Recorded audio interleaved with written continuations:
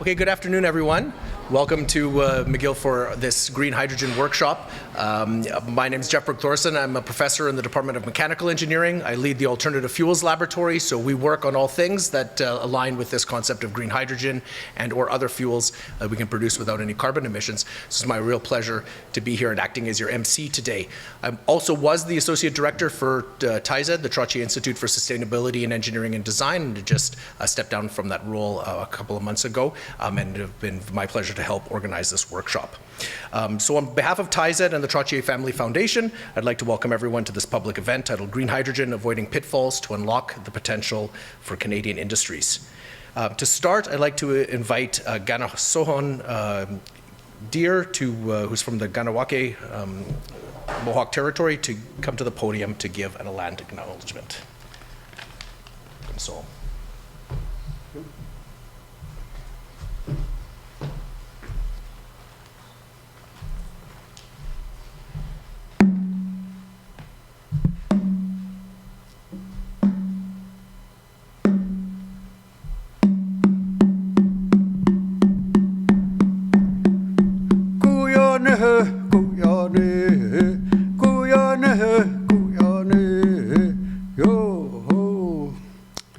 Managi uang wani zarate, cenitsu ka izawes uang wani zarate.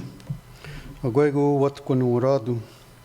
Neti cenitsi takkanarache. Agwego se yuko da garide. Unwaduskana cenitsi yuko na tunyu. Neti cenohoda dona tunko yetitni stan huja. Kigo ostawa kawi. Ne dona dunko yetitni stan huja. Neti cenitsi jitaso ziemzade cenure uang wini zarade. Agwego cenohoda yugotsta chadda wini zarage yatana jodukte. Nona da satunguauru enago cenohoda gaharunyo. Agwego segona ne tanizero di daje nioni. Nek kari wanota ne chatta wini zarage onekzi daye da wadenu waradu. Tanonora tana no hoda do watarunyo. Nene gigo radik saugua da hune. Ne da wana dunko ne da hodigu sadaje rao diriwage. Onekzi ne yetiarege nioni. Gigo ziniji da gadaso gigo gana zowi. Wazatunde ne rawana. Ne ji yunhe ziniyat ne agwego ne ugu sua. Jotku giwayo omgeri wanundu se ne dokara ni wanage ne ondagat kawe. Zinyu gori hodo. Nona duwana duku ne ugu huwe. Tana gigo kaswanta kawi. Ne watrori ogadiniji de yoduhunzoma do watarunyu. Nona tana no yori howana. Jotku giwai togadiniji tagadaso ekadina yotane nungwa nigura.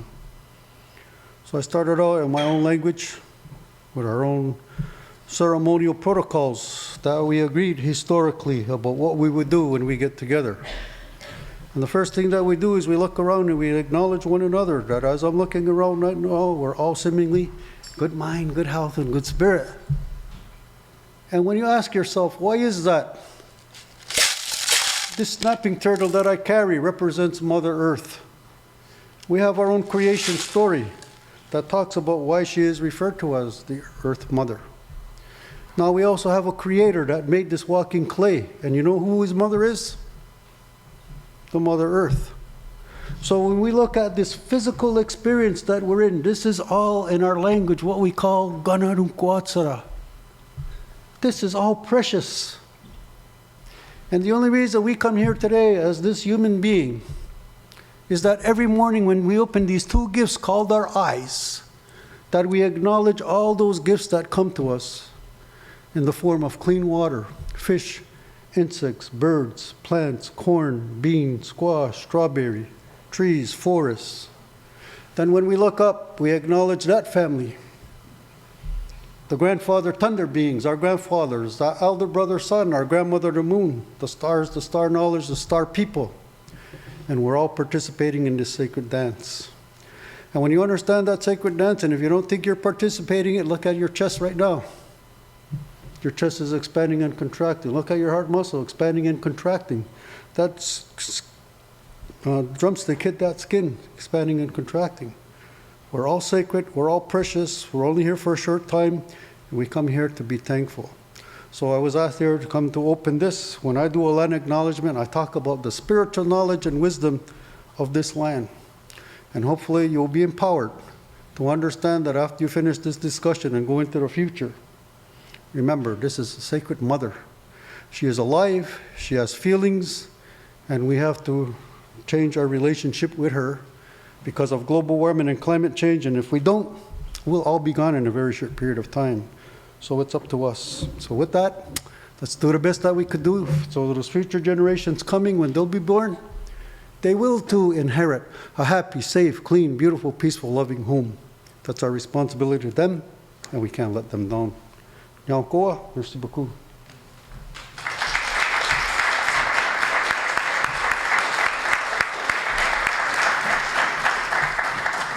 Thank you, Ganasoam.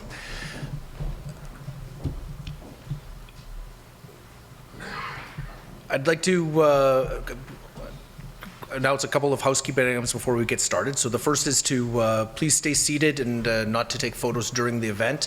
But if you, because I can disrupt the video camera recording and interfere with the crew, we have a pretty full house. So please, if you do need to get out, maybe move out to the sides and out towards the back if you need to get up during the event. We'll have a Q&A period at the end. We're going to start off the panel discussion in a few minutes. And so with that, I'm going to introduce today's moderator, who's Dale Marshall. He's the Climate Program Senior Director for the Trottier Family Foundation.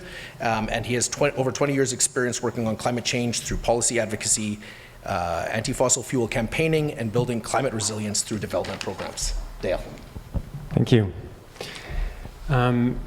Thank you very much, Mr. Deere, for the land acknowledgement. Thanks, Jeff.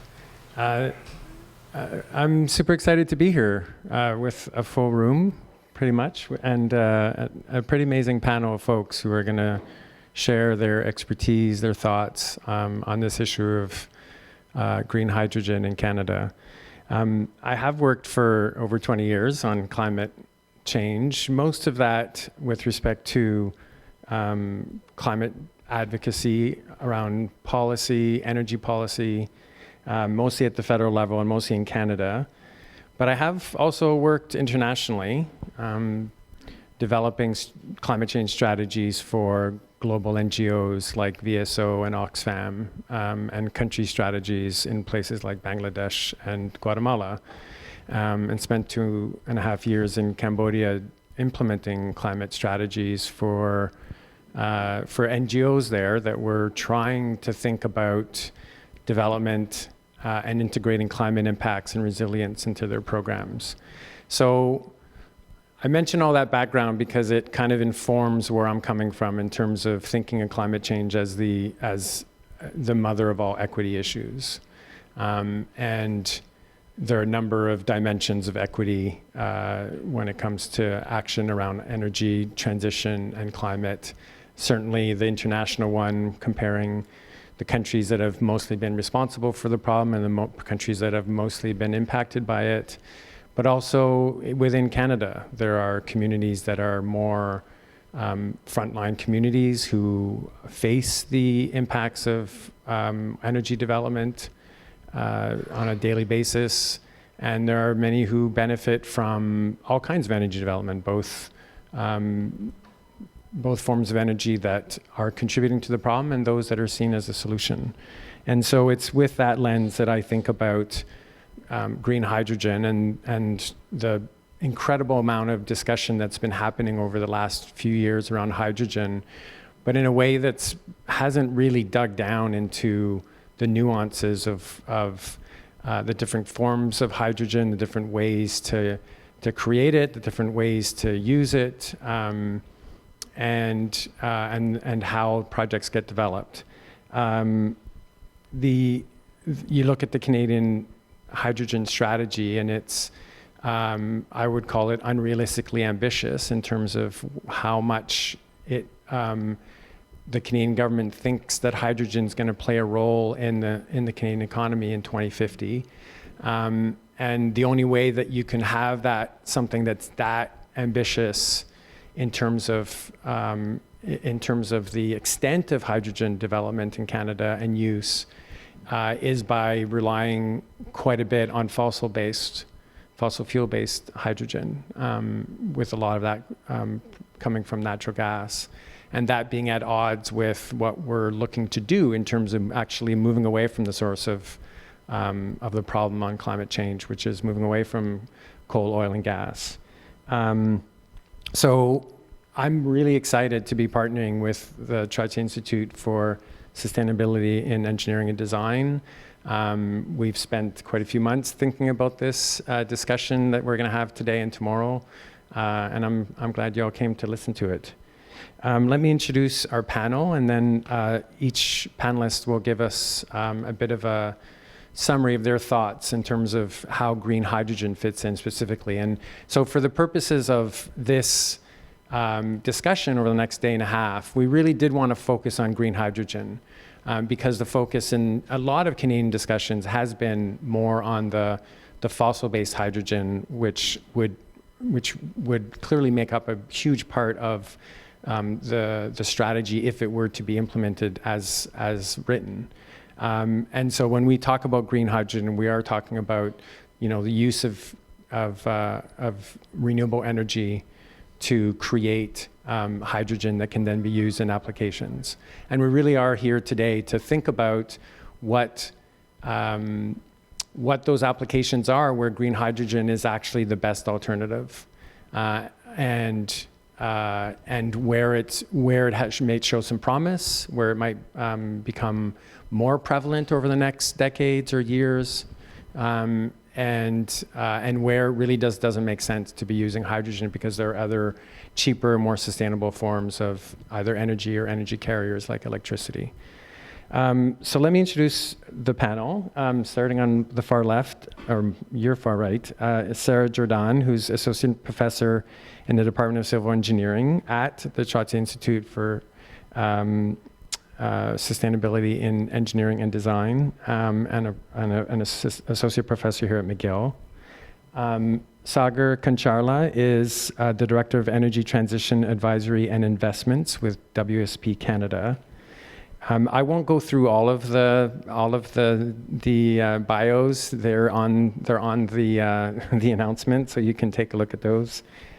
Julie Levin is the Associate Director of the Climate Program at Environmental Defence Canada, and our fourth panelist is actually online, and he's Dr. Chris Bataille. He's an Adjunct Research Fellow with Columbia University Center on Global Energy Policy. So we will go in the order that I just introduced them. So, Sarah, up to you. Thanks. Can you hear me? Okay, great.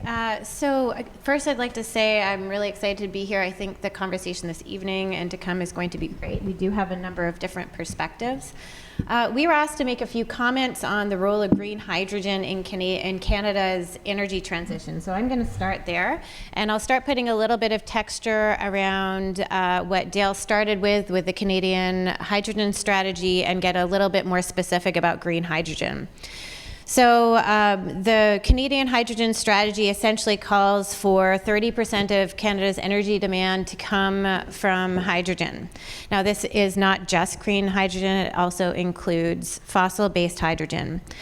Let's start with the picture today. If we have a hydrogen production of about 3 million tons today, to meet the goals, that would essentially mean that production would be ramped up to 20 million tons, so about 7 times in 30 years. So that's quite substantial. And the incremental scenario, which is much lower in the strategy, says, okay, it would be 8 million tons. So just under 3 times the amount of hydrogen produced today. So I'm going to start by just pausing there for a second. I thought about that, and I agree it's ambitious. And if we want it to be clean is another thing. And then I thought, well, what has Canada done? And it's a huge increase, but if we think of out west, oil sands production increased from 0.5 million barrels a day to over 3 million barrels a day in about 20 years. So that's about 6 times the increase, 6 times what it was in 20 years. So that's pretty big, and that actually also requires fossil hydrogen, which there's a lot of fossil hydrogen produced in Canada. pretty much all of it. So let's turn back to hydrogen again. When we talk about the potential of green hydrogen to contribute to the energy transition, instead of just thinking about those big numbers, I would say that it's mostly in hard to abate end uses where reducing emissions is challenging or costly. There's not a lot of technology that exists. If we think about green hydrogen more broadly, I'd just like to bring up a few kind of key points. Current hydrogen would need to be decarbonized, but that's supporting fossil fuels in many cases because a lot of the hydrogen is used for refining. But if it's going to be green towards renewable sources, then that would mean that we would have to think of a few things like there has to be abundant green energy. And also, what we don't often think about is hydrogen is also a secondary greenhouse gas. So it does have climate implications because of the atmospheric interactions. So those losses that you might experience from that very small molecule escaping from infrastructure systems means that the systems are less efficient, but also can result in a climate impact. So also, if we're going to start reducing and increasing the amount of green hydrogen production, a lot of it can be used to decarbonize natural gas, and that's also controversial. And so to me, when I look at that, it depends on how quickly society wants to reduce emissions. Because some of the hard to abate sectors are challenging, and if we think long distance transport, that takes a while to roll out. Okay, so there's some big questions in terms of how quick infrastructure and end use is ready, and also how quickly we can ramp up hydrogen, and also is it green, and is there enough electricity? So of course it's controversial to think about reducing emissions from natural gas, but there's also the question of, well, we want to be able to demonstrate and prove the technology in order for it to become more cost beneficial. Learning curves and experience matters, but that also supports fossil fuels. So this brings some really big questions of where on the short term would green hydrogen fit. And of course there's some places where it can, but it makes it really tricky in terms of thinking through the ramp up. So green ammonia, steel production, other potential end uses, this all sounds great. Well, it just means that we still have these challenges to deal with, and it's really primarily, in my view, on cost efficiency infrastructure and matching that production with the right end use that society is seeking to have when we're thinking through broader scale decarbonization. So I'll stop there and pass it along. Okay. Good afternoon, all. Thanks for taking the time to listen to hydrogen. It's a gorgeous day outside, but you decided to come indoors and spend time with us. Thank you. Thanks, Sarah, for the overview provided. In my opening remarks of understanding how hydrogen could play a role in Canada's energy transition, I'll try to focus on the typical questions: where hydrogen at a high level, why hydrogen, when hydrogen, and how hydrogen. First of all, hydrogen as a product, it is a very versatile product. Right? It has its unique characteristics that it makes it a very potential solution to help with our decarbonization for Canada. And let's look at the emissions side of Canada. Right? If you look at Canada, it's in terms of emissions on an absolute basis, probably it's 11th out of the top 17 in the world as a country. That's good on an absolute basis, but when you start looking at a per capita basis, then we just jump to second. So we can think about what metric to use, whether we should look at absolute on per capita basis, but I think all of us agree that something needs to be done to reduce the emission per capita. Right? So in that context, how does hydrogen play a role? So let's look at the first question that we usually get: where can hydrogen be used? And from the emissions perspective, the sub-questions would be, where are the highest emissions, which sectors, right? And can hydrogen be used? So you start looking at transportation and buildings, and probably start saying, okay, that's an area of Canada's highest emissions. Let's see if hydrogen can play a role there. Then you start asking the questions: where does some popular decarbonization solutions like electrifications don't work? And that's what Sarah was referring to, some of the hard-to-abate sectors. whether it is cement, steel, some heavy transportation areas. So there is no viable solutions, clean solutions. Maybe hydrogen can play a role. So that's from a where perspective, and then you start thinking, why hydrogen for these applications? And as I said, it's a versatile product. It has some properties that make it very unique to be a clean energy solution. And then also, why hydrogen in Canada? You start thinking about it. We have the resources that's required here, predominantly water and wind for green hydrogen. And we are blessed with those resources that we can leverage as well. So that kind of answers why hydrogen now for helping us with the decarbonization. And then you see, how do we go about these developing? Any sector which is in a nascent stages, which is hydrogen, it requires some supporting policies to scale up. And that's where you develop some policies and programs that could help with helping this kickstart this sector. That's how you look at how do you go about developing. You need to involve all stakeholders in all regions. You need to do that. And you need to start thinking about where there's a convergence between electrification and hydrogen as well. And finally, the last question is, when do we start hydrogen? And that, I think, it's happening now. I wouldn't say it has to be now or a decade later. It's happening now, and what it requires is to accelerate. If we want to meet our decarbonization goals, whether 2030 or 2050, whatever goals we established as net zero, we need to have hydrogen as part of the solution. And we can decarbonize not just our own country, but also we have something that we can offer to the world to decarbonize as well. And that's where hydrogen plays a significant role, in my view. Thank you. I'll pass it on. Hi, everyone. So I will have some points of agreement and some points of difference, but green hydrogen does have the potential to play a niche role in decarbonizing a limited number of sectors. However, the hydrogen hype that we're experiencing is greatly exaggerating that potential. Hydrogen enthusiasts are trying to manufacture demand for the product by claiming that we can use it in all sorts of places, in our cars, in airplanes, to power our homes, to produce electricity. But that ignores the realities of producing, transporting, and using hydrogen. For most of those uses, hydrogen is a riskier, more expensive, and more energy-intensive option. I sometimes hear hydrogen being compared to a Swiss knife, a Swiss Army knife, in that there's a lot of potential uses, but it's not very good at much. So it's important to recognize that this hydrogen hype that I think we've all noticed, read about, that it's being driven in no small part by oil and gas companies, by fossil fuel interests.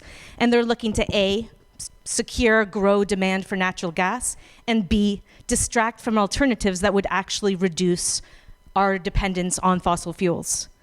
So one place where this is really evident, where it's obvious, is if we look at utilities, Enbridge for this BC, they're talking about blending small amounts of hydrogen into the natural gas grids or into natural gas power generation, saying that that will allow them to slightly decrease the amount of natural gas that's being burned.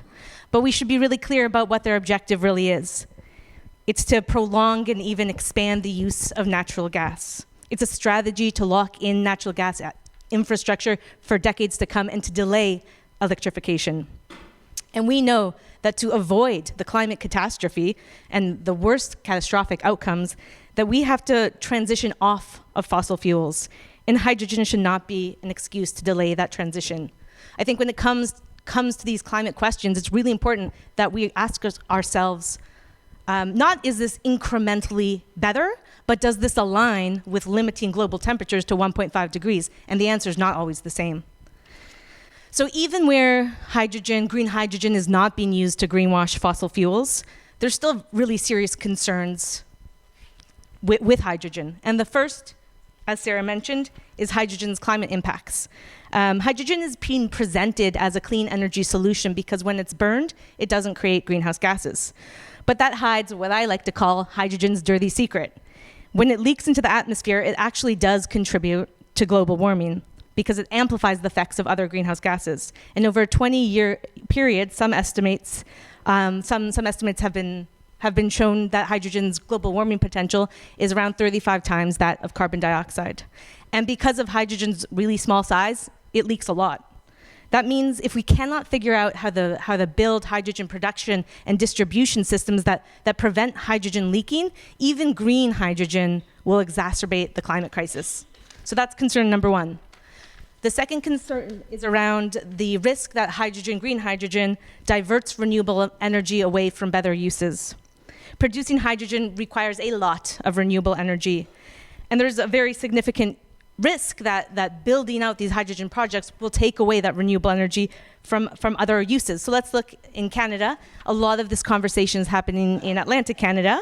And let's look at Nova Scotia, a province that still gets 50% of its electricity from burning coal.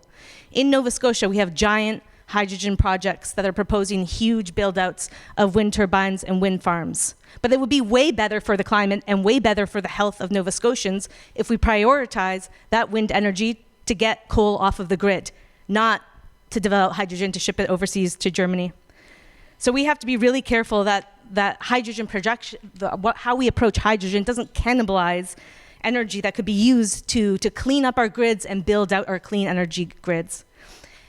And the last thing I'll say at this point is the green hydrogen rollout can't happen without massive government subsidies.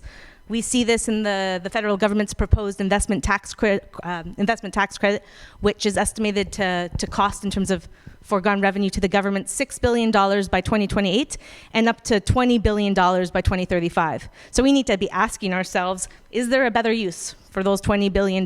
Is this the best use? And we have to be forcing our governments to be really smart and really pragmatic with how they're using our taxpayer dollars. So to summarize, green hydrogen may play a role in a limited number of sectors, but it's way more limited, it's way more targeted than what the current hydrogen hype would have us believe. And any use that would lead to prolonged or expanded natural gas use infrastructure should be out of the question. And I'll leave it there for now. Thanks. Chris, if you can hear me, you're up. Yeah, okay, great. I can hear you. Okay, so you've had three very eloquent speakers here who've covered a lot of territory. I'm going to be a little spotty here because I'm just going to try and add and fill in some of the cracks. The first thing I would say is friends don't let friends blend hydrogen and natural gas because it ruins the hydrogen and it ruins the natural gas.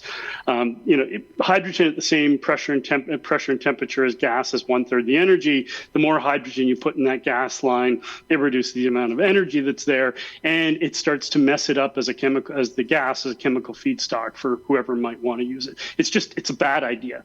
In my opinion, if we're going to be using green hydrogen or blue or what have you, you make it where you need it, you make it when you need it, you store it for have a couple of days of storage for whatever the demands are, but you use it. You don't leave it lying around and you don't give it a lot of opportunities to leak. So that's just two things I kind of wanted to add to what everyone was saying here. Someone's already mentioned this, but we already make about 3 megatons of hydrogen in Canada. Most of it is for oil and gas refining. It's to use hydrogen as basically to add hydrogen to heavier crudes and to do some desulfurization and a couple of other things. And that demand's going to be around for a while. We make that hydrogen today from natural gas. So given that there's going to be some fuel processing for quite some time, and we're going to need to make synthetic jet fuels, we're going to need to make other chemicals, there's going to be a demand there for clean hydrogen to serve that sector. But that's something that can kind of work its way through in time, and it might be some sort of blue to green transition, and we'll see. It depends on the resources that are available. The one thing I'd like to point out is the use of hydrogen for ammonia, and we need ammonia across the entire country because it's the key constituent of making fertilizer. And synthetic fertilizers is the reason basically half of each of us is here, or half the people in the room are here. So whatever you think of the Green Revolution and how it planned out and what have you, more than half the people alive depend on synthetic fertilizers one way or another. And while we can be a lot more efficient how we use fertilizer, we're going to need clean hydrogen to make fertilizer, because there are big chunks of the world that don't have enough. They don't have enough food, partly because they don't have enough fertilizer. So that's an absolutely critical thing, use of the green hydrogen going forward. I do a lot of my own work in decarbonization of heavy industry, so steel, cement, chemicals, what have you. One of the key, in steel, there's a bunch of different branching pathways to decarbonize the steel sector. The first is to do as much secondary or scrap-based steelmaking as possible, but then you come to the hard problem decarbonizing the reduction of iron ore, which is that the ripping of oxygen off of iron ore, so you can melt it and then go make iron and make steel. We currently do that with coal, with metallurgical coal, which becomes coke, which becomes carbon monoxide, blah, blah, blah, blah, blah. But we can also do it with hydrogen. And one of the key pathways that has opened is to use hydrogen to rip that oxygen off the iron ore. And it turns out that Canada in northern Quebec, a lot of our iron ore is eminently suitable for this type of iron ore processing. It's actually a key opportunity going forward that we could make the hydrogen in Quebec, and then process the iron into reduced iron, into what we call briquettes, so that they don't rust again. And then you put it on a boat and you send it all over the world, and it gets put into an electric arc furnace and you make steel from it. And it's a key pathway that's open to us, both to decarbonize steel at home and to help other countries decarbonize. So that's just one option that you just don't hear a lot about. Then there's long-term storage. There's long-term storage of wind and solar. The first rule of all of decarbonization is you electrify absolutely everything you can at a reasonable cost with the cleanest electricity possible, which is going to be wind and solar, until you start bumping up into firm electricity requirements. Now, one of the ways we can store that wind and solar is to turn it into hydrogen, and you store it in very large caverns underground, typically in salt geology. There's not so much of it in Eastern Canada. There's quite a bit of suitable geology in Western Canada. This is actually a common practice for storing natural gas, has been done for hydrogen in the UK and in the US, but you can store seasonal amounts of hydrogen to back up the electricity system in this large underground geology. You have to hollow it out and what have you, but it is a pathway that's there. And given the value of that electricity, say when, in the middle of winter, when the wind stops, there's no sun, what have you, it more than justifies its cost. Just coming back to the key concern I have with green hydrogen is what it does to a couple of the speakers have already mentioned this, is what it does to our demand for electricity. So just before we start talking about hydrogen, most regions in Canada need to roughly double or triple the amount of electricity they're producing and using for the vehicle fleet, for buildings, for light industry, for what have you. Now that electricity, a lot of that electricity is not going to come when we want it to. It's going to come when the resource is available.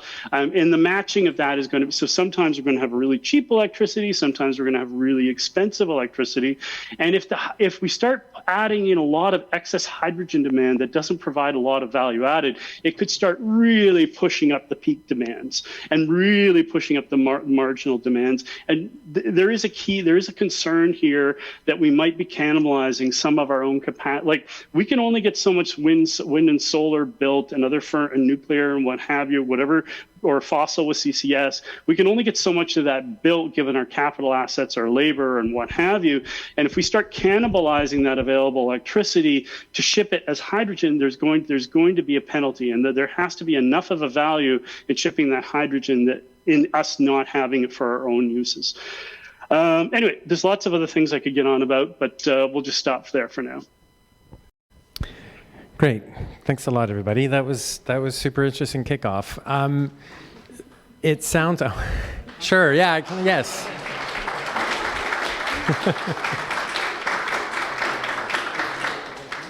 I mean, it did sound like there were some commonalities there, right? Like, clearly there's some hard to decarbonize industrial sectors, steel in particular, maybe cement. I heard ammonia and chemicals. Friends don't let friends blend hydrogen with natural gas, we've heard. I assume there's some consensus on that. But in Canada, there does seem to be some differences of opinion in other areas. And long distance transport was something that you mentioned, Sarah. And I'm wondering if either Chris or you or anyone else would, I say you, Sarah, would, what are the factors that would let us choose, for example, to set up a network around long distance transport, freight transport with a hydrogen network versus electricity?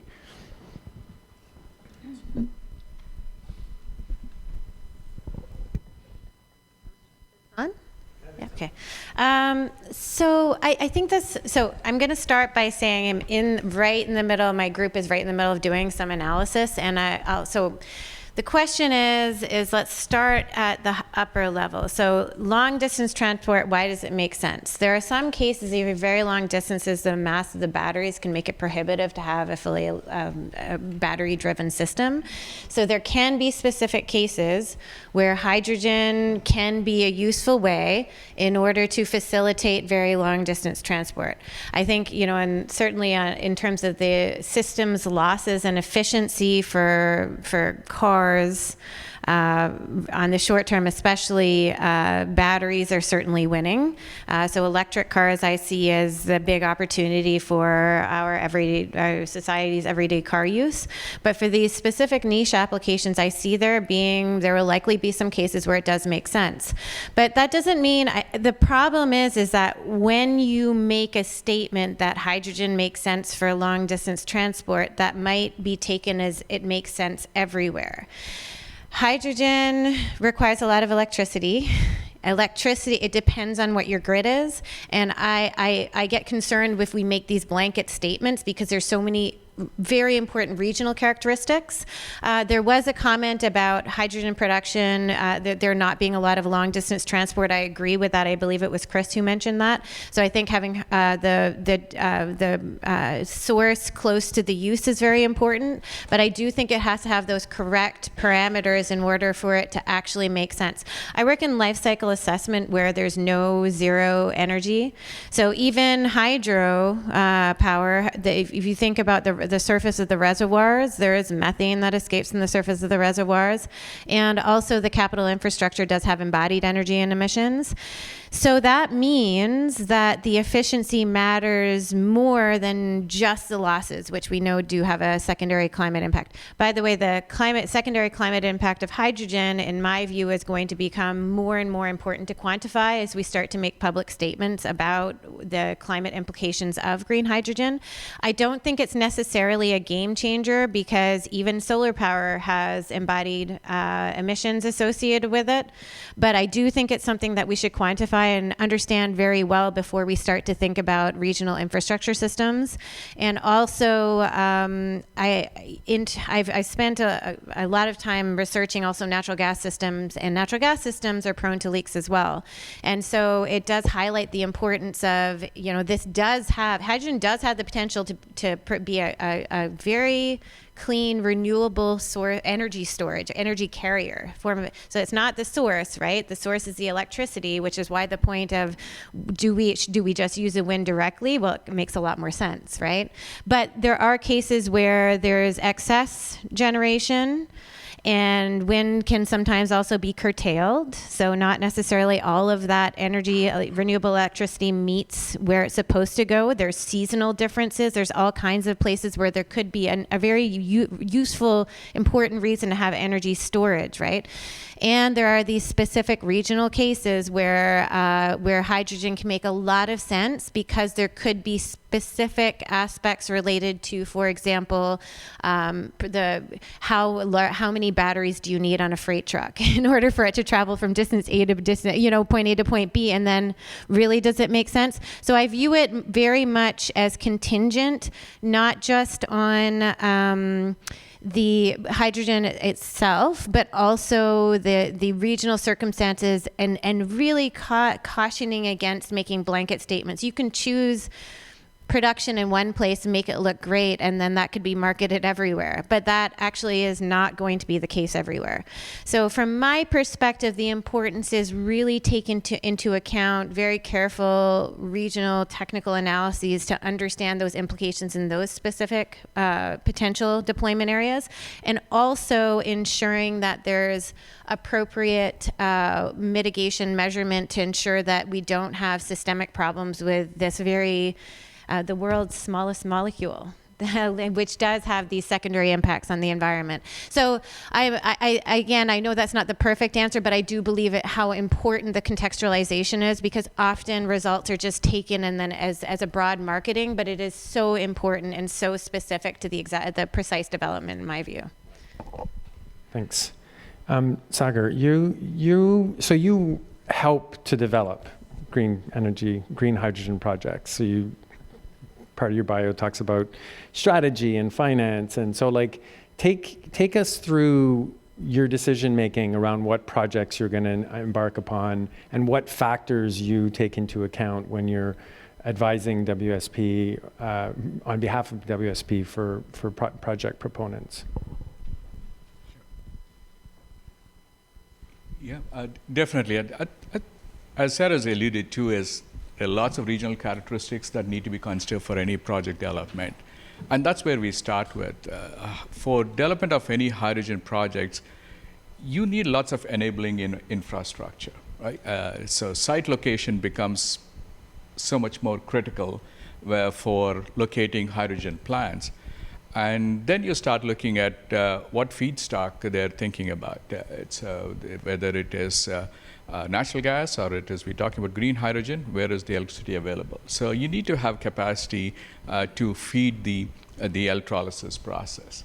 And then you need to have inbound logistics and outbound logistics because water is an important feedstock. What is the availability of feedstock? So you start looking at this, what we call as the pillars for developing these projects, like land, water, power, regulations, permitting. So that's why you see this interest more on hydrogen hub development concept, because you need to have an off-taker as well when you're thinking about this large-scale developments. So, and then because the domestic market in Canada could be relatively small, and to get the advantages of scale of economies, you start seeing developers focusing a lot on export market, where there is interest in getting green hydrogen from Canada. So I think that answers most of the question is that's why you see lots of developments on the coastal side, where there is good resource, right? Because you have infrastructure well developed there, or easier to develop, and access to global markets as well. So to your question, Neil, it's really site locations becomes very, very critical for developing any of these projects here. And the other thing, the last one is obviously you need to finance these projects. It's not so much location. So what we try to tell our clients is what is the technology risk, what is your EPC risk, and what is your offtake risk. I think those three are very important to mitigate and de-risk these investments. And so to what extent does GHG intensity factor into the decision making? If you're looking at a particular site, you're looking at different factors for the infrastructure that's there. I mean, will you undertake a project that's more expensive but that has a lower GHG intensity? Like how do you make those decisions? Yeah, the decision matrix is just more than financial, right? It has to be a multi-criteria kind of analysis where you're looking at what is the contribution to the emissions reduction, and as well as the economic development in the region, the social governance. So you need to take into consideration a multi-criteria for developing this hydrogen, because as everybody knows and mentioned, just looking at hydrogen from a financial return perspective currently may not make sense, right? So you need to start looking at what it contributes as well. Related to your question on carbon intensity, it is kind of linked. One is carbon intensity is why we are choosing these technologies to reduce the carbon intensity. And the other thing is also lots of incentive programs are designed based on carbon intensity. If you look at the investment tax credits, whether in the US or in Canada, most of them, the investment tax credits are driven by carbon intensity. So it is from a developer interest to de-risk the project to definitely look at carbon intensity reduction. Great, thanks. Julie, you talk about a lot, well, we know the vast majority of hydrogen that's been developed in Canada is fossil-based. Very small portion is green, and we need that to grow, obviously.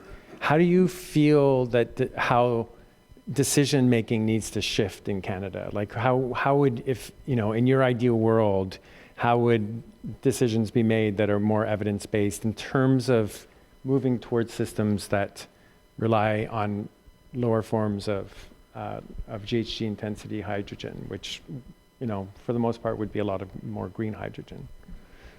So in my ideal world, the first thing that changes in government decision making is we get fossil fuel vested interests out of the room. Because right now, if you look at federal government's hydrogen strategy, if you look at the investment tax credit, if you look at the decisions that policymakers are making today about hydrogen, they are heavily, heavily influenced by fossil fuel companies and their lobbyists. And my perspective is I come from Ottawa, I'm there on the Hill, and I see firsthand the influence that these vested interests have. They're not having the nuanced conversations that this room is able to have about the specific regional characteristics that might make hydrogen option here and not there. They have much, their conversations are happening at the 6,000 foot level, and they're therefore more easily influenced by fossil fuel interests. But in terms of specific, because a lot, you know, to add a few different perspectives onto what's been shared about the kind of decision making. First is, like we said before, hydrogen requires a lot of wind energy, solar energy, and that has impacts for communities on the ground. So nowhere in Canada should hydrogen and associated renewable energy projects be happening without consent from the First Nations. There has to be a recognition and a respect of sovereign decision making in any kind of major infrastructure project. Something that we're not seeing happening in a standardized way across the country. There's a big violation, obviously, of Indigenous rights. Also, community impacts and community buy-in. This has to be a really big part of decision making around where these projects get situated. We also, just another element when we're talking about where hydrogen is strategic, where we should be going ahead with hydrogen, not something that we haven't talked about, are also the public health and safety risks. So there's areas where hydrogen obviously doesn't make sense. One is hydrogen furnaces in our homes or blended into natural gas furnaces. It doesn't make sense. Heat pumps are way more effective, efficient, and it means we save money in our homes each month. Hydrogen is way more expensive than transitioning to heat pumps. Yet, in many countries around the world, in the UK in a big way, but in parts of Canada, especially Alberta, we're hearing about hydrogen in our homes. So that's where we get to public health and safety. We've heard hydrogen small, it leaks. It's also more flammable than natural gas. And a study in the United Kingdom found that if we transition households to hydrogen, the number of injuries quadruples because of hydrogen. It's more likely to have explosive impacts. Also, the hydrogen, when it burns, maybe folks in the audience have heard about natural gas stoves producing nitrogen oxides, which cause respiratory and cardiovascular issues. Burning hydrogen actually leads to a much greater quantity of nitrogen oxides. So there's all of these various parts of the decision making that aren't getting due process. So those are some of the ways I'd. Are there other places in the world that are having discussions that are, in your mind, better in terms of stakeholder input and the outcomes? In terms of the decisions that are being made from a GHG perspective or a health perspective or a rights perspective? I'd start with the European Union. In Canada, we talk about clean hydrogen. That's on purpose. That's so we can lump fossil hydrogen in with green hydrogen. In the EU, they actually have definitions, and their definition of renewable hydrogen isn't just limited to hydrogen produced from renewable energy. It's limited to hydrogen produced with additional renewable energy. So that extra, making sure we're not cannibalizing. EU also, we're hearing a lot of these hydrogen projects in Canada are intended for, with Germany as a export market, and that means to access that market, because they have stronger rules, it will also have to be additional. Whether we can build a transport economy is a different, we should get there too, but Europe is one jurisdiction I'd look to. I'm not sure if other panelists have other. Yeah, I'm gonna turn to Chris and ask one very specific question to you, Chris, about, you talked about making hydrogen in place as close to where it's going to be used. And I'm wondering, like, what are the variables in that? Like, does that mean that you always want to be making it on site wherever it's going to be used? Or you know, Sagar talked about the export opportunities for hydrogen. And so I'm wondering about that tension between producing green hydrogen and using it, you know, in those facilities, you know, steel plant, cement plant, ammonium production, versus sending it to, you know, we have projects that are intended to go to Germany, for example, green hydrogen that will be shipped overseas. So I'd love your thoughts on that.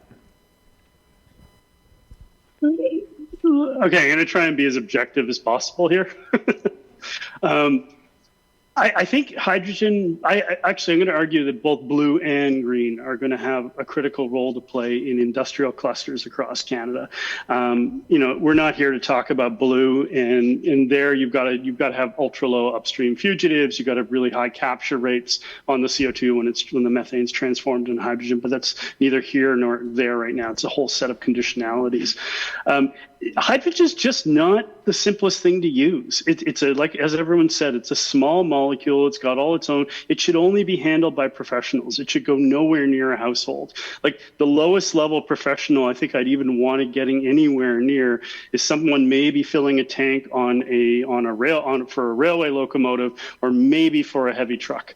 And the first speaker was mentioning the IEA says somewhere around 400 kilometers. Like a couple of years ago, with battery technology where it was 2 years ago, they were saying 400 kilometers is kind of the flip point from going from mainly electric trucks, hybrid electric trucks, to mainly fuel cell, hydrogen fuel cell. And obviously there's hybridization there.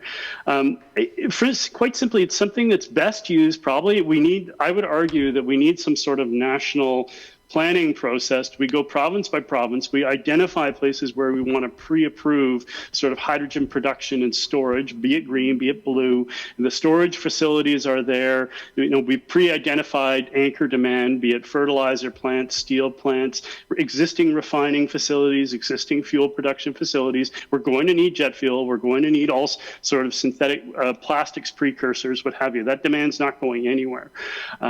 We identify those across the country, and there's a few obvious places in BC, several in Alberta, Saskatchewan, obviously some in Ontario and Quebec and in the Atlantic provinces. And then you set up these zones where you've got the electricity coming in or the gas coming in. If it's CCS, it's gas, or it's the electricity, the storage is there, the professional handling is there, and it's shared, the hydrogen production is shared as a utility to those facilities. And it's handled in the most professional way possible with the least effects to the, and obviously the best health effects for the workers that are there and what have you.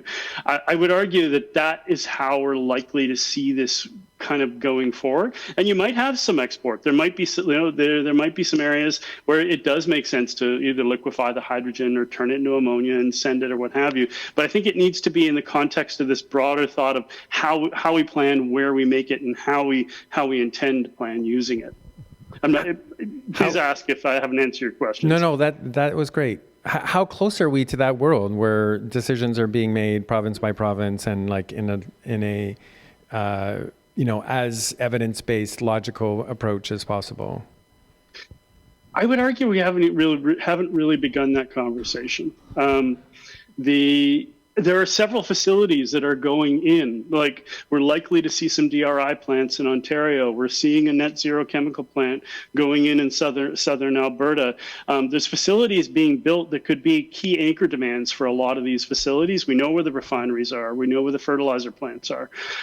We could be having this discussion and anchoring around that, but we're not. We're simply, as far as I know, there might be someone or some government department or some task force happening between the provinces and the feds, but I have not heard of it. So, a question I have kind of for everybody or anybody who wants to answer, maybe we'll start with you, Chris, since you're still on the screen, is how do you deal with the time component of cost and effectiveness of different hydrogen technologies? So obviously, renewable energy is becoming cheaper and cheaper all the time. Battery technology is getting better all the time. Hydrolysis equipment, like, how do we deal with the fact that green hydrogen may be more expensive now than some blue hydrogen applications, but 4 years from now, 6 years from now, 10 years from now, like the costs will decrease to the point where it will be the cheapest option. Like, so what do we do now in that context? Again, maybe starting with Chris and whoever else wants to jump in. yeah. This gets back to my ideas of hydrogen as a utility, provided as a utility in these clusters, right? So you set up a fertilizer plant that needs hydrogen, or you set up a steel plant, reduction plant that needs hydrogen, or it's next to the refinery that has its intake. It's got its own steam methane reformers to start with, but it could just intake it. You set it up so the storage facility is there. Perhaps it starts as blue in Alberta, with all the conditionality I was talking about, but 20 years from now, there's so much wind and solar on the grid that it's, there are times of the day, like 12 hours a day, where power is basically free, and you make hydrogen then. And I think it's within the context of that transformative utility within and you don't depend on any one anchor tenant. Companies come and go, industrial facilities go bankrupt, or they add and subtract, but utilities stay. So electric gas, hydrogen, added as a hydrogen utility to Fort Saskatchewan, to Lloydminster, Fort Mac, up in Prince Rupert or Prince George, Sudbury, in Montreal, or what have you. Like, across the country, you treat it as a long-lived entity whose purpose is to provide hydrogen, clean hydrogen, however they made it. That's it. Thanks. Go ahead, Sarah. I just want to take a minute to reflect a little bit. So we're in a society, we have this challenge with climate change, and it's not been cheap. Okay, there's carbon pricing across Canada. A lot of when we first started to develop renewables, they were 20 years ago when I was doing my PhD, we were being taught they would never be competitive. There's been a lot of policy since renewable portfolio standards. We're now starting to see competitiveness happen in specific locations. And wind is a lot more competitive. And so I just kind of wanted to point that out, is that we, sitting back, and I look at this and you say, well, what do we do about this? Well, obviously you need learning. You need to deploy it. First of a kind plants are never going to be like the cheapest thing. Okay, they're not going to be. So you usually start off requiring some form of government subsidies to get started, or other. For example, that I was looking at the few recently approved projects, or at least approved through their environmental assessments. Loans, $128 million loans for the project in Newfoundland. The project in Quebec, TEC, that one has substantial financing from private investors who recognize that the cost of the products are going to be more expensive than what's on the market.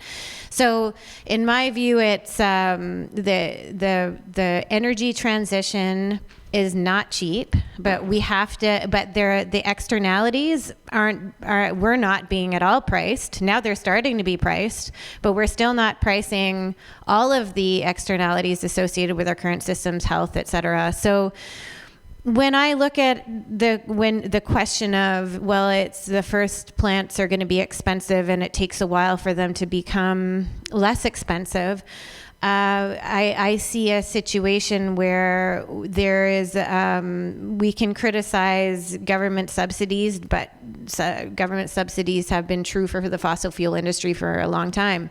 And so for the specific cases where it does work, I think that having additional fiscal incentives can be a very useful tool to help support the development of the industry. But as we all recognize, the industry, what is hydrogen going to be used for? So there's, in the hydrogen strategy, it's used for a lot of different things, including refining of fossil fuels, blending with natural gas is often talked about. So when we think about what it's going to be used for, that becomes very important. I also was taking a look at some of the global projects. I believe the project in Sweden is being used for industrial heating. I think I agree with what Chris said, is that when you find, if you think through any changes in innovation and where it started to make sense, horses and carts to cars, for example, there's usually this need that for a particular energy source, and it's there, it's available, and it's easy to fit into the system. And I think those particular situations make a lot of sense, which is why supply-demand matching for the cases where it does make sense is a good strategy. So hubs, for example. Okay? Yeah, so just hang on, keep the mic. And you talked about subsidies. Are you like specifically saying that those subsidies should be targeted at green hydrogen exclusively, or are there other applications that you would think that they would be appropriate? Well, this is a good question. So.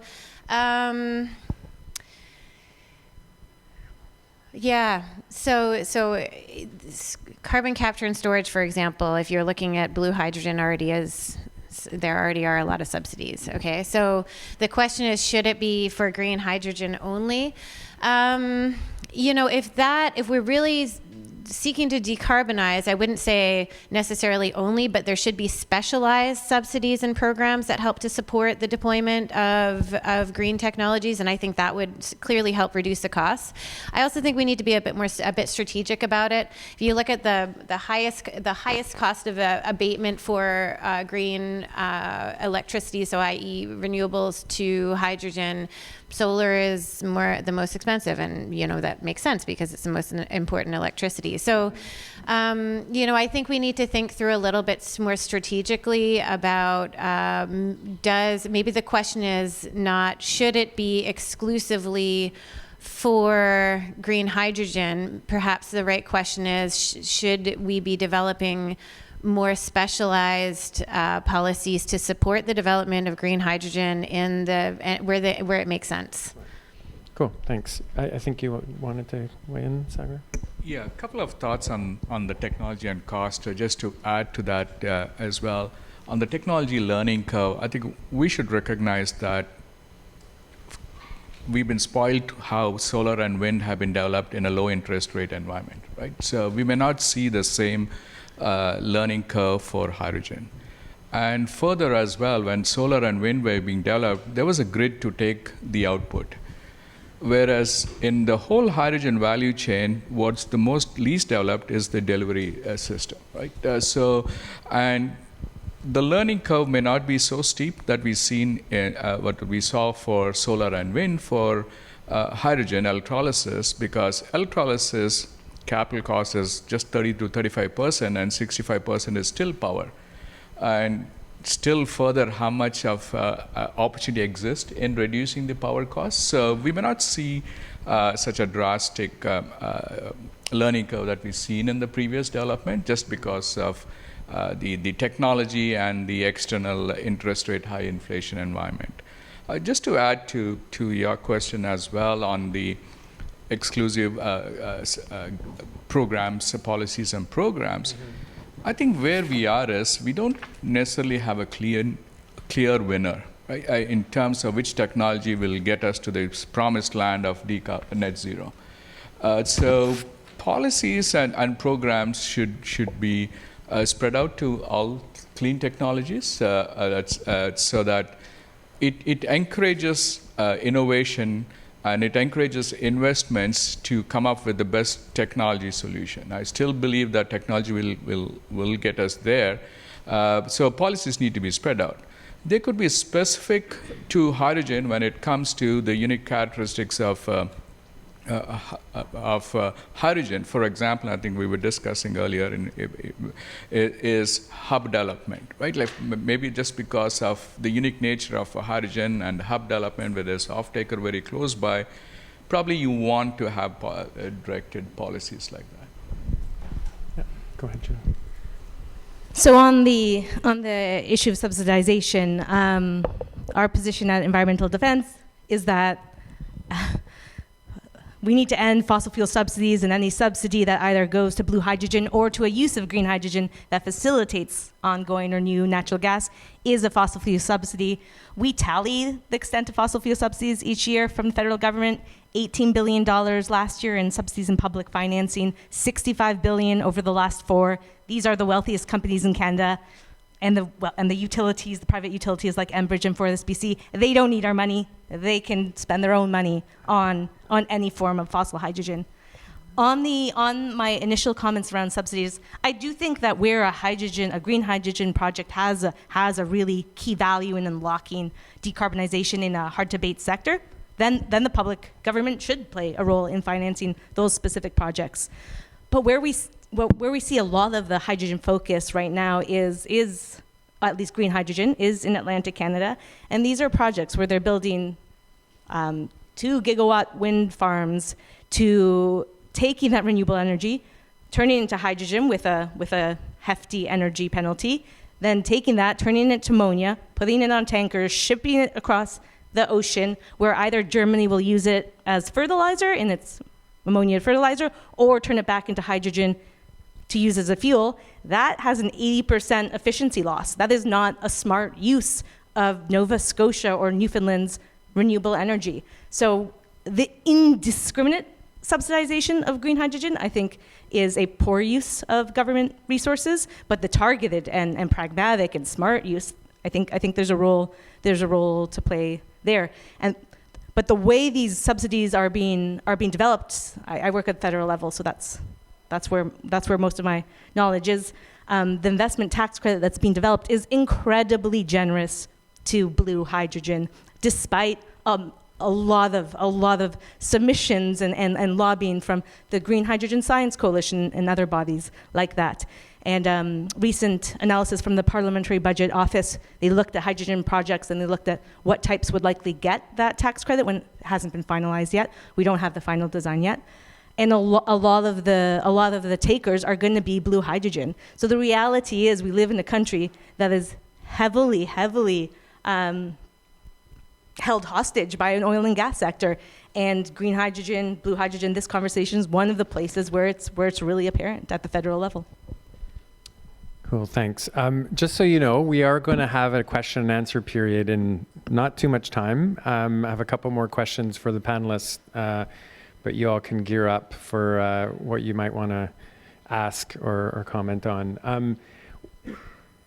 If we can spend the last bit of time in this discussion, I'd love to hear your thoughts, and this is a question for all of you, is, if we focus on green hydrogen, what are the barriers? What are the main barriers that need to be overcome at this stage in order to get green hydrogen, the right application, as Chris said, the right application in the right place for the right use?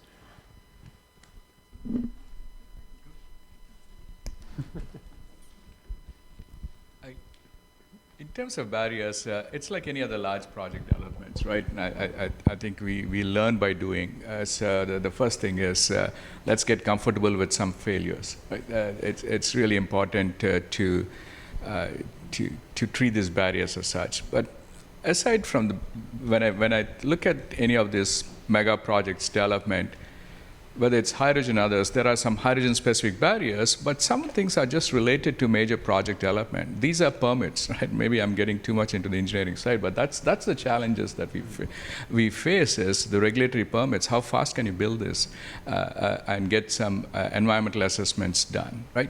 I'm not saying that we have to compromise on anything on safety aspects, but we need to move faster if we want to achieve some of our decarbonization goals, and we believe that we need multiple solutions here. I think that's where I see barriers. And the other thing is there are so many barriers, but the standards need to be universally common, right? So we have so many standards coming up.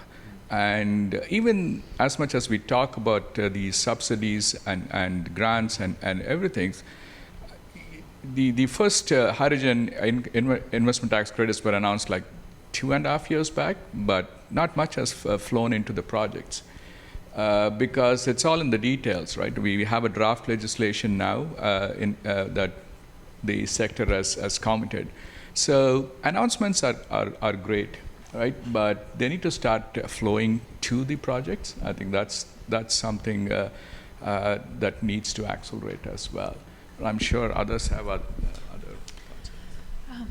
So the question is the barriers to current green hydrogen where it makes sense. Yeah. Okay. Starting kind of from the big picture. So we've talked a lot about costs, ample electricity, efficiency losses. And then we've seen a bunch of projects that are being developed now. So there's, in my view, two key challenges. One is actually a lot of rhetoric because there are such large opinions about hydrogen. So there's a lot of energy is political. You bring up any energy type. Well, that one has a land use. They all have land uses, which also brings us back to the place we were talking about earlier in terms of when we use land, who should be at the table or leading the project in some cases. And so energy is political, and I think that there can be rhetoric so quickly without thinking through a lot of the things we've been talking about here. For example, how do we find the right supply-demand matching? Where does it make sense? It's even hard to get to those questions because the rhetoric and opinions are so vehement in many cases around hydrogen. Now, that said, we also, in terms of thinking things through from hydrogen hub perspective, I do think we're just starting to get there in terms of actually thinking through supply-demand matching and where could it fit the best. And I think you have to identify where it fits before you get to the point in terms of what's stopping us. Again, the hydrogen strategy is very broad. It's more of a vision statement. So I want to bring us back to say the hydrogen strategy, it was developed specifically to encourage investments. But it's very all of the above. Where can hydrogen fit, no matter how it's produced or what it's going to be used for? Now maybe it's the time to place that in context of decarbonization, and so to take the broad, where can it fit no matter what and when, so to take that question and to say, well, let's think through things specifically in terms of identifying the opportunities. The challenge also with rhetoric is that because opinions tend to dominate, we don't base the discussion on solid analysis and data. And so I actually am a firm believer, not just because my group spends a lot of time doing this, in arm's length analysis, which actually quantifies the trade-offs from an objective standpoint, to say, can we actually do thorough cost-benefit analysis of all these applications and understand better what the regional differences are? To have a dialogue based not just on opinions and interests, but on what the meaning of what the implications and outcomes of the projects are, and that's a challenge. But in my view, that's probably the biggest barrier. So we tend to get, particularly in politics and policy, very vocal, but is there a way that we can better connect with the actual technical environmental outcomes and think through the places where, if we are to decarbonize and think about a clean energy system, where we can actually find the right supply-demand matching? Thanks. Did you have any thoughts on that, Julian? I agree with what both panelists have said about a lot of the barriers. A bit repetitive to my point before, but these are real projects that have real impacts for local communities. So getting community buy-in, we are seeing a lot of opposition to wind energy. A lot of that is manufactured opposition, but some of it comes from real community concerns. So having communities at the table is really important. You're not going to get these projects developed fast enough with on-the-ground opposition to them. So making sure there's actually community benefits, which is not something we've seen in how our natural resource sector has been developed over time. And so those are the stakeholders, but then there's rights holders, and ensuring that rights holders are driving the processes, are involved in projects, are involved in decision-making projects. It's essential to get it right at the start in a way that we failed to do with the development of oil and gas. Thanks. Chris, did you want to weigh in on this about barriers to the main barriers? To Yeah, sure. So right now in Canada, we have a whole sort of package system of subsidies coming from the feds, coming from the provinces. They're not really coordinated. We have a mixture of different carbon pricing systems with the sort of standard set by the OBPS, which imposes a high marginal price but a relatively low average price in most of the regions. The problem is, like, I've done a lot of the engineering cost benefit analysis that our first panelist was saying on some of these projects for the Climate Institute and more on sort of archetypical facilities. And these things don't pencil out generally. You know, the green the blue hydrogen ones can pencil out relatively lower, but the green ones don't pencil out till you're north of $100, $200, $300 a ton on average pricing, not marginal, not strictly marginal, but on all tons emitted. We'll get there eventually someday, like decades from now, but the problem is the investment surety is simply not here now. So if you're trying to get these first of a kind projects done with their high inherent risk and what have you, you really need to identify what is it worth subsidizing. Like, what is it worth subsidizing in terms of upfront cost, and what is it worth subsidizing in terms of ongoing sort of fuel and input costs. I'm slowly coming around to the opinion that we should stop trying to subsidize intermediate inputs and favorite processes. Stop trying to subsidize hydrogen production. Stop trying to subsidize CCS. If you're going to subsidize something to get those first of a kind plants and area plants, subsidize reduced iron, subsidize clinker, subsidize methanol, ammonia, the olefins directly. These are all things that are directly useful to us, that can be dropped right into a process and be useful to us. And you put a high level sort of, you know, the Americans would put a production tax credit in there, or maybe an investment tax credit. We'd do something a little bit different just because of how we move funds around. But for those very first plants, that allows them the investment surety both to cover the upfront and the ongoing, or you could mix up the upfront and the ongoing subsidies. And we need like a first of a kind, full scale ammonia plant, like, you know, zero emissions ammonia plant, a methanol plant, an olefins cracker, a cement plant making clinker, and a reduced iron. Once you see them, once they're up and operating, you can see them, as the Swedes did in northern with the hybrid project, and now being copied by H2GS and LKAB. Right, the cost of money falls dramatically because the finance community knows it works. It's just a new technology, and then they go to work on shopping the product around at a premium. Right, so really. The problem is these first of a kind plants. How do we target them specifically? And we've only got so many billions to spend on subsidies, right?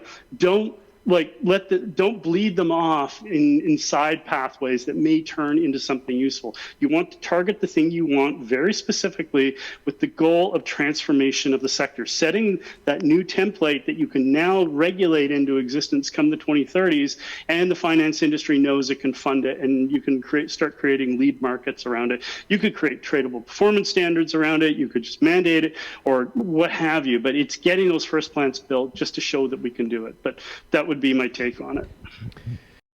Great, thanks. You actually pivoted to my last question that I had, which was overcoming those barriers. And it sounds very much like you're talking about very specific subsidies for very specific types of hydrogen development projects that can help show that these exist and that they can operate for the finance community. are there, so you mentioned, you threw in a couple of others. What are the, like, maybe can you elaborate a little bit, Chris, and I'll ask the rest of the panel as well, what other government, I mean, it doesn't necessarily have to be government policy solutions, but what are the ways that some of these challenges that we've been talking about could be overcome? Do you want me to go first and then pass off to the panel? Yeah. So every country is going to do this differently, right? Just because they have different institutional structures and what have you. But the Americans did something really interesting recently. There was the Office of Clean Energy Demonstrations as part of the US DOE.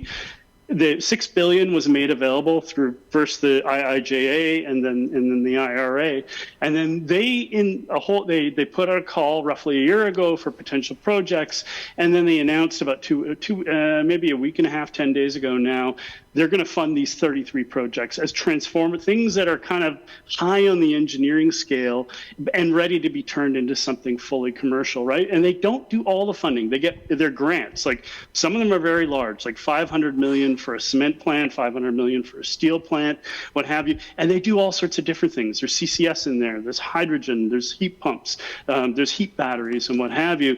But that money is not meant to do the job on its own. Mandatorily, it has to be matched at least 1-to-1 with the private sector, and most of these projects are pulling in more than 1-to-1. So that that however many millions showed up from the federal government is being multiplied by the private sector. So there's a leveraging action right there, and sort of a building of a stakeholder community.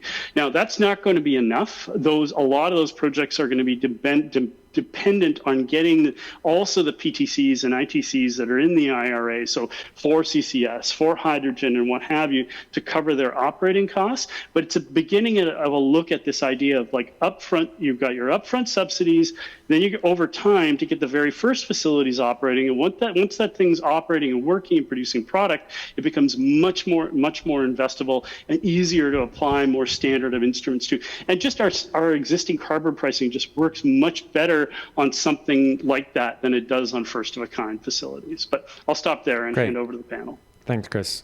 So what's the solution to unhelpful rhetoric, Sarah? How do you overcome I mean, I'm just kidding, but what are your thoughts around what we could do to sort of overcome some of the barriers, especially the technical ones? Obviously, there are societal ones, right? The polarization on energy and climate is a problem here and in a lot of places.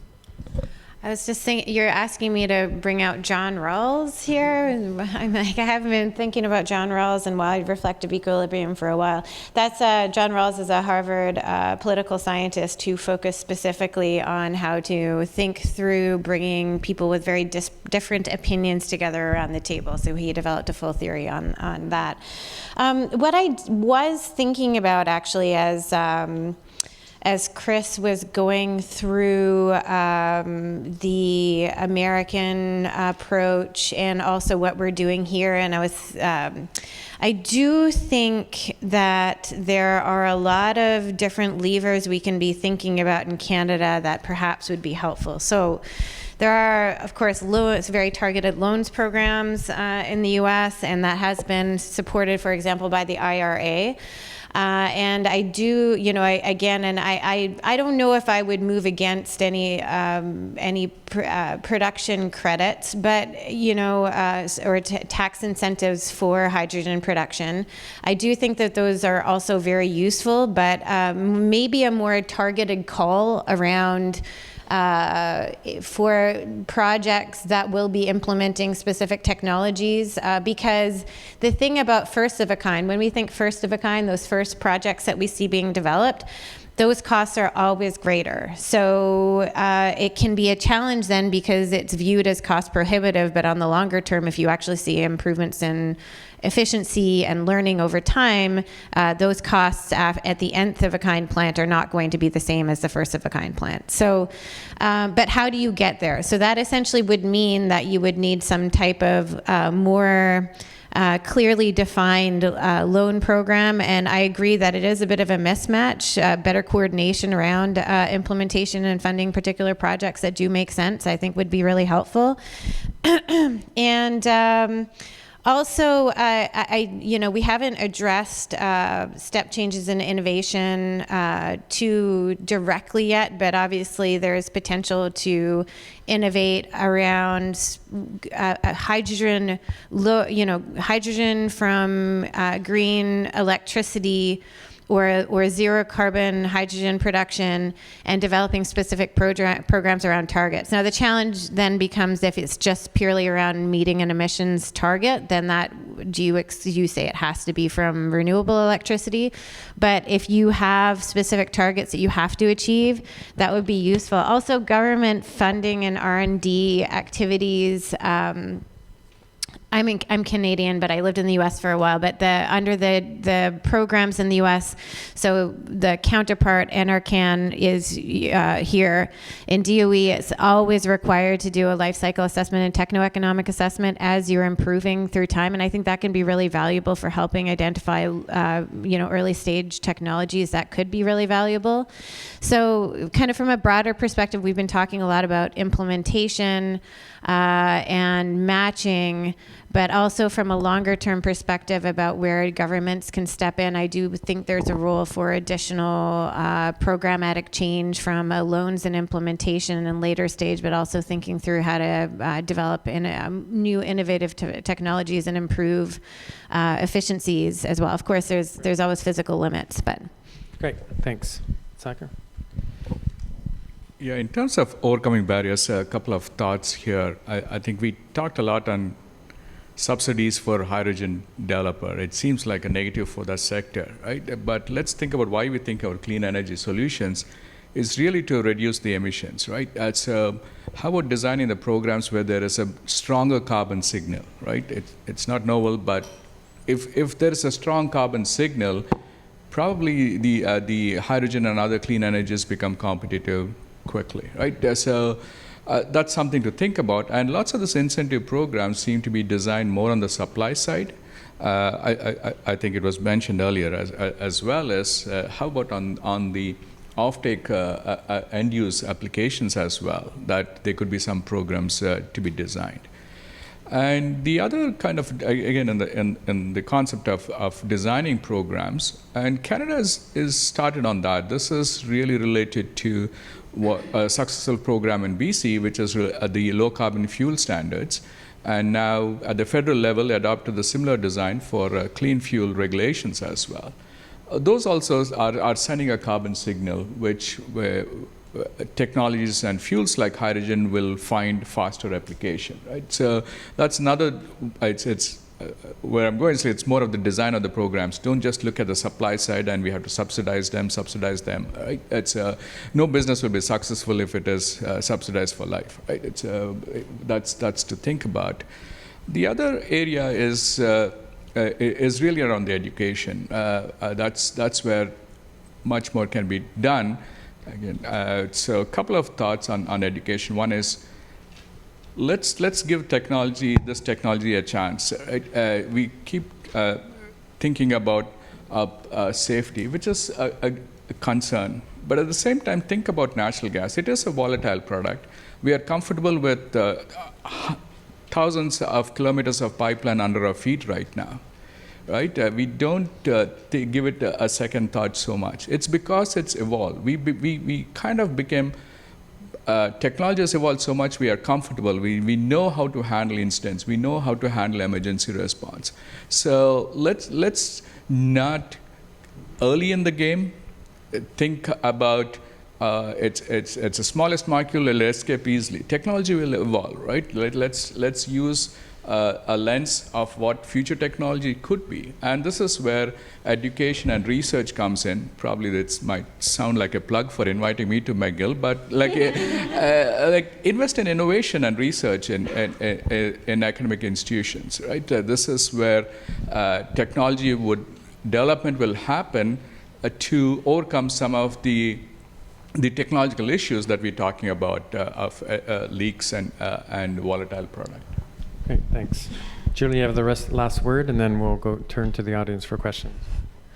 I don't quite share your optimism that industry will figure out what to do with leaks. The oil and gas industry shows us that it doesn't care about leaks. And I see what we should be taking is, the lesson we should be taking is how do we right-size this? We are not, there is no silver bullet solution. You've heard all of us say that hydrogen is absolutely not a silver bullet solution. It may play a niche role, but let's get that right. Let's not overplay what this could be and make decisions based on techno-optimism. I would, riffing off what Chris was saying, Canada doesn't have a green industrial policy. We don't have sectoral strategies that come with financing incentives, and that's missing. And that's, in terms of overcoming barriers for hydrogen's, right-sizing the development of hydrogen, I think green industrial policy would help figure out where we make those investments first, where we build those first-of-type projects. But generally, there are so many better mitigation options that still aren't receiving the financing, the regulatory support, the social license that they need. And let's make sure that, if you look at the media, hydrogen seems like the most important climate tool, and it's really not. So we have to also not get distracted by these seeming silver bullets, focus on the mitigation technologies that we know, renewable energy efficiency measures, we know will do the lion's share, and then make sure that we do invest where needed in hydrogen, but we shouldn't get carried away with it. Great, thanks. I see everybody rushing to the mic. There's a microphone right in the middle of the room here. You can go ahead, Joanne. Somebody's gonna say. People can just line up at the mic and... Sorry, I have a French accent. I'll try to speak good in English. My name is Jordaan Whitmore. I'm a senior researcher at the Chair in Energy Sector Management of HEC Montréal. I co-write with my colleague Pierre-Olivier Pinault the State of Energy of Quebec every year. I think there's two key things that I haven't heard in the whole dialogue is energy consumption and then end users, because we tend to think about hydrogen mostly in terms of production, and we just have to produce it and everybody's going to throw themselves on it. But the reality is when you talk to the people in the industry, in the heavy trucking industry and the different sectors, they're not that excited about it. And so the question is, why are they not excited about it? And it's mostly because, yes, of course, the costs, but there's also for them not really any incentives to do so, especially when they're comparing themselves with other competitors elsewhere that don't have to consume hydrogen because they have other alternatives. So that's a big issue that we need to talk, and when we do these types of events, we should have somebody that's going to be buying this stuff. The second part is that consumption, energy transition isn't so much about going from one energy to another, it's how you're going to consume all energies. We forget that actually we've had energy transitions in the past. We've went from biomass to coal and then to oil.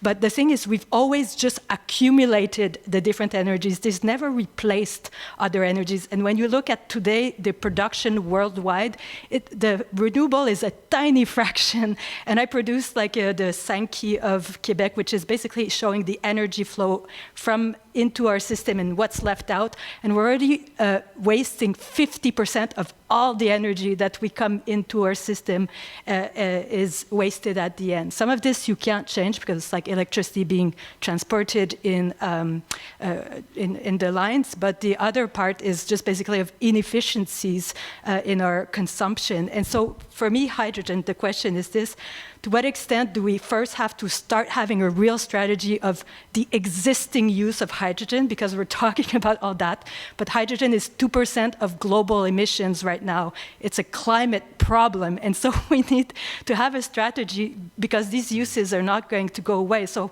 what is that? Then we need data. So how important is it to have data? Like I have all these strategies provincially, but nobody has data of the hydrogen that's being used, how it's being consumed in different industrial hubs. So how precious and important is data to make sure that we can actually have a smart strategy for hydrogen? So the two questions are: how do we deal with hydrogen now as a climate problem because it's 2%, yeah, I mean, and then also how sorry. Because hydrogen right now is used as a commodity. Yeah. It's not used as an energy. Actually, this whole hype of energy, I don't even know where it comes from an energy systems analyst. It makes no sense at this point. But the whole commodity that we need, as Chris, for instance, was explaining for ammonia, for the fertilizer, all the chemical plants. Like in Quebec, we have Air Liquide, we have Parachem, we have ArcelorMittal that already produce hydrogen using natural gas for their own operations. Shouldn't that be a priority instead of giving projects like TES Canada to produce e-gas from hydrogen, so from electricity, sorry. So these are, for me, is like, how do we have a plan to decarbonize existing uses of hydrogen? Anyone want to weigh in on that? Sagar, do you? Yeah, and maybe I can start, and Chris, yeah. Thanks for those questions. Quickly, thanks for bringing to us about the energy efficiency part. I think, as I started in my opening remarks, Canada's per capita, whether it's emissions or energy consumption, is way too high. We kind of a little addicted to energy, right? So, and when we advise our clients of decarbonization, the first thing is, have you looked at all the ways that you can consume your energy, less energy, right? That's the starting point, is less energy consumed, less emissions, right? That's a solution, first of all. And the good point on the end use application, I think that's how we will see the hydrogen adoption. Is first of all where hydrogen is being used, because there's already an enabling infrastructure. They don't, from an end use perspective, they don't have to change too much from a infrastructure retrofit perspective because they're consuming hydrogen. So we'll start seeing green hydrogen replacing gray hydrogen. But at the end of it, like when you're thinking about green hydrogen, you need big scale. And that's when these mega projects do start playing a role, and you start looking at what other applications, not just replacing gray hydrogen with green hydrogen. Thanks. I don't know if anyone else wanted to weigh in on that. Maybe the data question. Yeah, I was actually going to make a point that I really agree. I think that there's data scarcity, and this was actually really to my point that we focus, I think, a bit too much on rhetoric and not the technical analysis that's required. And I can't overemphasize, and I think we all mentioned the efficiency, and I don't think we're all very aware this is an energy carrier, not an energy source. And the system's efficiency problems are immense. So, I mean, I've seen estimates as low as 10. They're not all that low. Obviously ranging up to 50 from not just the electrolyzer when we're talking about the energy system, but that's a huge challenge. But so is the challenge of decarbonization. So I kind of look at this suite of energy options, and there are some sectors that are very hard to abate, and a few places where it really makes a lot of sense. But you can't find them if you don't have the type of data that Joanne was talking about. I mean, to even think through supply-demand matching where it might make sense, I think that's a really important baseline. Great, thanks. I think we had another question there.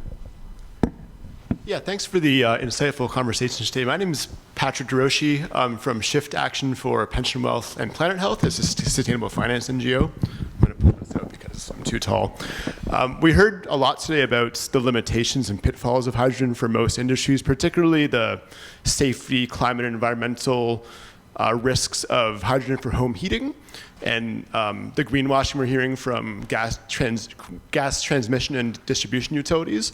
So I'm just wondering if the panelists know of any gas utilities that are actually, digging up their metal pipes and replacing them with plastic, or installing hydrogen-ready boilers in people's homes, or building hydrogen-ready gas plants, gas transmission operators that are actually planning for thousands of kilometers of hydrogen-ready pipelines, for example. What does it actually look like if a company is planning to do this? Are there real-world examples?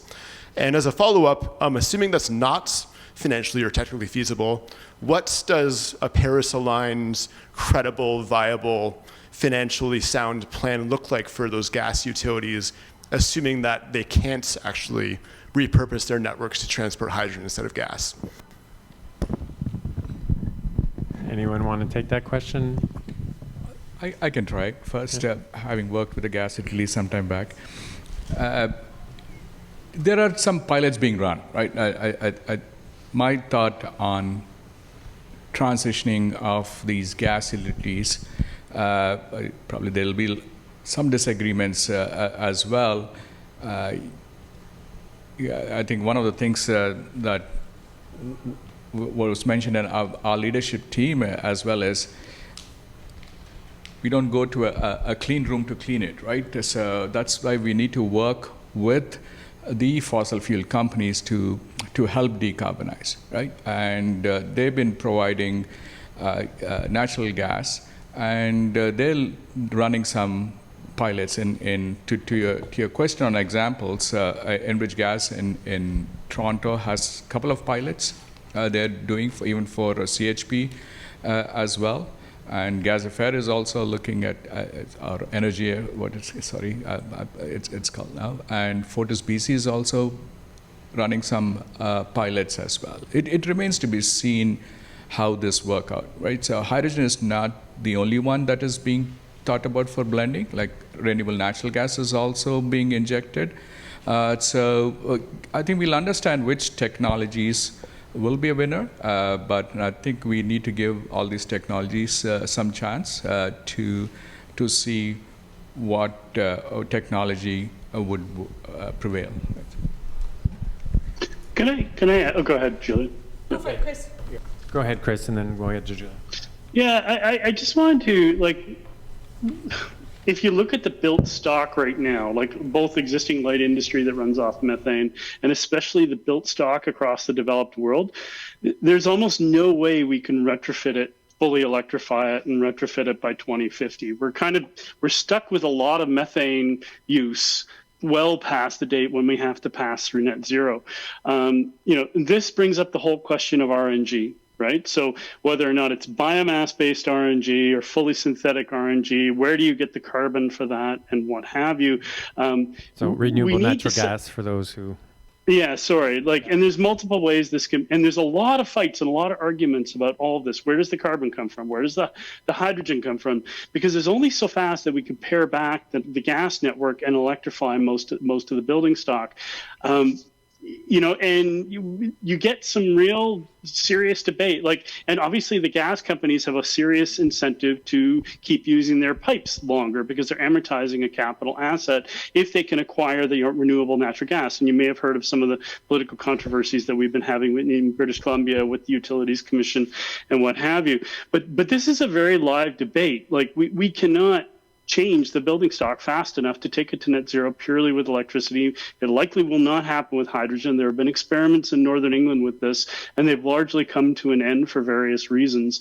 We're in a tension period between where we are with gas, full electrification someday, and how can we replace the gas to somehow hit net zero, including all fugitive emissions, all production emissions for what available supplies of RNG we have. So this is a very, very, very big and important debate that that will be critical to hitting our net zero goals. I mean, I imagine the first key is to not continue to expand the natural gas networks, which is happening in a lot of places. Julie, do you have? Yeah, just building off of that point. I mean, to Patrick's question, no, there's no utility that's saying they're going to actually rip up all of their infrastructure and replace it with hydrogen ready technology. Well, hydrogen ready is a greenwashing term, but technology that can actually support more than 10 to 15% of blended hydrogen. So yeah, we hear pilot projects from Enbridge, from Fortis BC, where they're blending 5-10% hydrogen into their natural gas. If you can blend 20%, which mostly you can't, that's a 7% decrease in emissions. These are really negligible emission reductions when you consider that they were locking in infrastructure for the long term. And these utilities, I mean, there's the technical constraints that Chris was talking about, and I think they dovetail with the political constraints, but some of those are manufactured by these very utilities. So leaked documents from a year ago revealed this consortium of utilities, of which Enbridge and Fortis BC are part of, but alongside utilities in the US, meeting together to strategize about how to block electrification, and naming hydrogen as one of the tools they'd use to block electrification. Those are kind of the forces and obstacles we're up against. And it's easy for Enbridge to say, we're going to have hydrogen-ready pipelines and gas plant producers to say, we're going to have hydrogen-ready turbines. Then the infrastructure gets locked in, and once infrastructure is locked in, it's very hard to take it away. So I think we have to just be really, really careful when we hear proponents make these claims when there's a whole history of evidence to show they are not good faith actors in meeting our climate obligations. I don't see anyone at the mic, but yep. Go ahead. So, hi, my name is Ashley Bach. I am actually a master's student in the Alternative Fuels Laboratory. So I was kind of hearing two different perspectives, and I'm wondering where the line is. On one side, obviously, we want a sustainable fuel that doesn't have these leaks, that doesn't consume much energy. But on the opposite side, yeah, we could start with blue hydrogen or some other equivalent or kind of a mixing, because we do know it is better than fossil fuels. And knowing those two options and the deadline we have coming up to stay below the temperature increase, where is the line? How ready does it have to be? At what point will it become, okay, now it's, most people are on board, let's get going? Anyone interested in taking that? So this is it's a really tough question, because I'm just going to bring us back to some of my original comments. And that Canada produces a lot of hydrogen already, and a lot of that hydrogen is going to refining petroleum. Okay, so it becomes a really tricky question, because all that change, all the decarbonization, and getting rid of all of that oil, that's not going to happen tomorrow. So I agree with Chris's statement, is that surely as we head towards a cleaner energy system, we would want to see fewer fossil fuels, but a lot of this is embedded in our system. And so in some respects, it's a question of, are there cases where we can decarbonize our current hydrogen production and have some proof of concept? Building new infrastructure, I think, is a lot of what Julia is concerned about, and I think that that's a real concern too. So if you're building new infrastructure particularly, then you're certainly dealing with a lock-in situation, and that's tricky. But I do think on the shorter term, there are some real questions about our current systems and how to decarbonize given the way our present energy system is. It brought those statistics up, the less than 0.5 to more than 3 million barrels a day from the oil sands production out west. I mean, I was in DC when presidents were rejecting this and then approving and then rejecting. And it didn't stop. It didn't stop the growth in the production. So I have a big concern there, and the refining emissions are real. So the way that I view it is there are likely some shorter term decarbonization of current production.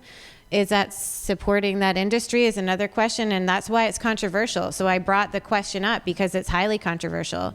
So I do think in terms of developing new industries and where it goes, it does, there's these cases where if you're going to be heating homes, rather than electrifying, I start to question that quite a bit. But again, I think it's a very tricky system to fully decarbonize, and with the current production, and it's not just fossil fuels, it's also ammonia production. I think there are some opportunities in those particular cases. In terms of the costs it's going to take a while before they start to decrease, especially without subsidization. But in terms of overall emissions reduction, I think that there are some areas that are going to be tricky to phase out and that will continue to emit. So there is opportunity there as well. So it's not an easy question because it is controversial, but hopefully that sheds a bit of light. Chris, just to pick up on something you said earlier that relates to this question, you suggested a utility model for hydrogen production that could and you didn't seem to, maybe I misinterpreted, but you seemed to be saying that shifting from certain forms of hydrogen to other forms of hydrogen over time as the technology and economics change wouldn't be a problem. Would that eliminate the lock-in issue around putting into place a bunch of fossil-based hydrogen infrastructure that can then can it actually be converted then to be used for green hydrogen? Well, you start with the fact that hydrogen is hydrogen, right? Like all the end use equipment and the supply lines and what have you, right? And then if you're talking about an industrial cluster, you have some space set aside for storing the hydrogen because you want several days of it there. That can be used by both types. You back up, there is the thing where steam methane reformers followed by water gas shift reformers, which is the standard way of doing hydrogen now, are big lumpy units that come in certain sizes, whereas electrolysis-based units are much more modular, right? So what could happen is and there's a type of SMR that's called autothermal reforming that produces almost pure CO2. So we can do CCS on it today. One of the problems with the whole conversation is we don't distinguish the different ways of doing this. And one of them produces maybe 50% pure CO2. One of them produces entirely pure CO2. We can do CCS today with that, right? So you have one of these units.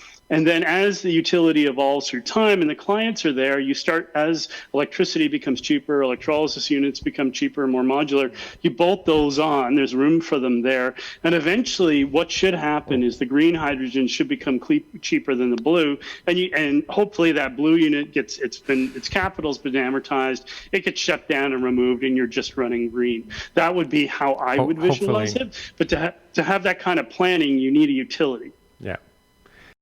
Cool. I mean, we only have a few minutes left, so I'm thinking that maybe, we have one. Yeah, why don't we go with one last question? I was going to give people go ahead.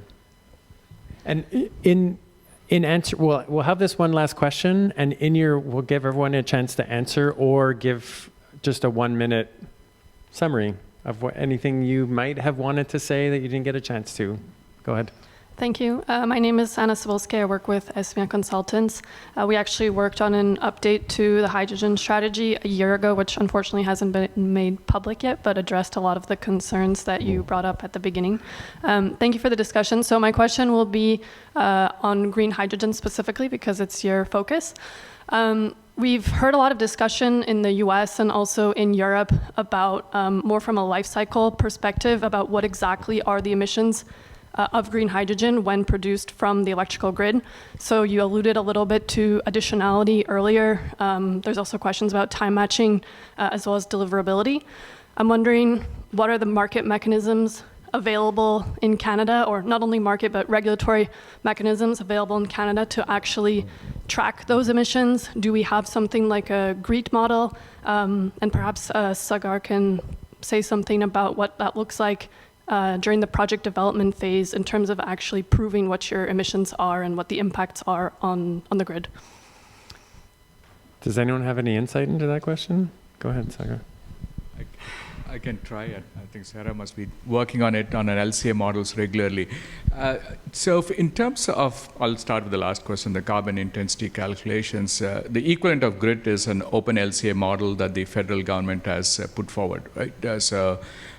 In terms of the carbon intensity models, earlier it used to be GH Genius, again from ECC, and now they have an open LCA model that the federal government has put forward. So out there, you can calculate the carbon intensity of various grids, right? And this is the challenges where, at least from an incentive design perspective, it is really important to ensure that the incentive programs and the models are aligned well.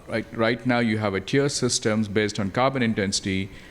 We think the whole Canada's grid is very clean, but a couple of provinces only qualify for the top tier of the investment tax credits because the carbon intensity of the grid is not zero, right? So, or less than 1. So that's the challenge here is how do you design the incentive programs, and you have going back to the data question, but also the models also are aligned, which encourages the sector to invest more.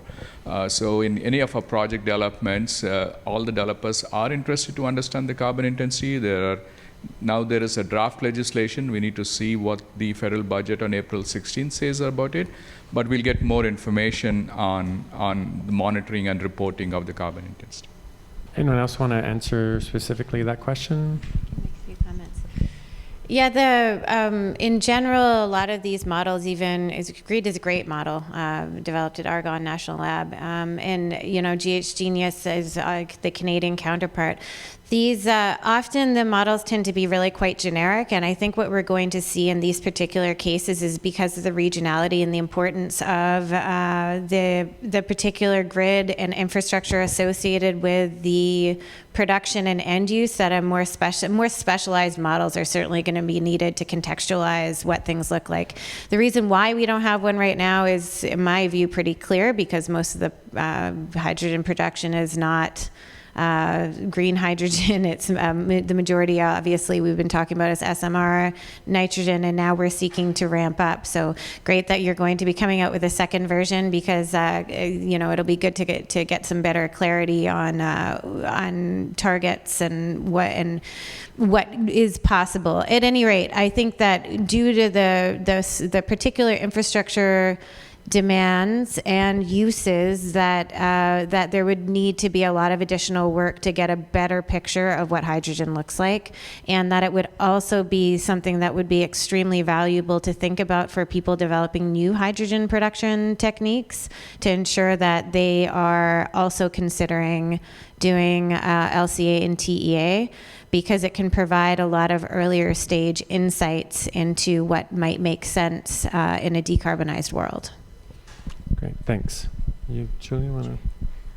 On the question around what market mechanisms or regulatory approaches can ensure that hydrogen is additional, is time matched, so that you're using excess hydrogen, not when it's peak demand, and deliverability to make sure it's local hydrogen. The design of the Canadian tax credit falls far short of what the U.S. parameters around them. Both are in neither have been finalized, so we'll see. But also if this export trade comes about, which I am very, very, very pessimistic that will happen, but the European Union, to access that market, producers here will have to demonstrate those criteria as well. So we should be incorporating those mechanisms here and not relying on more stringent rules elsewhere. Should we do our 1 minute? Thanks. We might not have time for the 1 minute. Chris, do you have any thoughts on that question before we wrap? No. Okay. Someone else can. Great. We're a bit over time, so I will wrap it there. But I want to thank you all again for coming. Thank McGill and TISED for helping us to organize this event and the workshop that's going to follow tomorrow. And have a good rest of your day. Thanks so much. Thanks. Of course, to all the panelists who were amazing for 2 hours. So. And Dale just forgot to thank himself for doing a great job of moderating the panel. I'd also like to thank Gana Sohon for sharing that beautiful land acknowledgement with us. I thank all of you for being here. Thank the TISED donors who make all of this possible, both on the research side as well as on our ability to engage in discussions like this and share these thoughts with the public. I'm looking forward to more discussions around this. We have a networking cocktail next door. Please stay and join us, and you can ask all the questions that you didn't get a chance to ask yet. So thank you all, and look forward to more discussions.